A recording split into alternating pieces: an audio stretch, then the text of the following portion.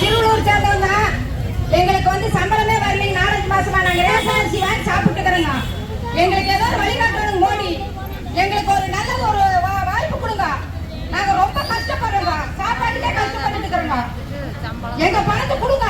எங்க பணம் எங்களுக்கு தேவை. எங்களுக்கு சாப்பாட்டுக்கு தான் கேட்கிறோம். ஆனவர் செலவு கேட்கல. எங்க தாய் மக்கள் 100 மக்கள் எல்லாம் ரொம்ப கண்ணீர் வலிக்கிறாங்க. சம்பளம் இல்லாத வீட்டு வாடகை கொடுக்க முடியல. குழந்தைகள் ஒரு ஆஸ்பத்திரி கூட்டிட்டு போக முடியல. சீரழிச்சு கூட்டிட்டு போறதா இருக்குது. எங்களுக்கு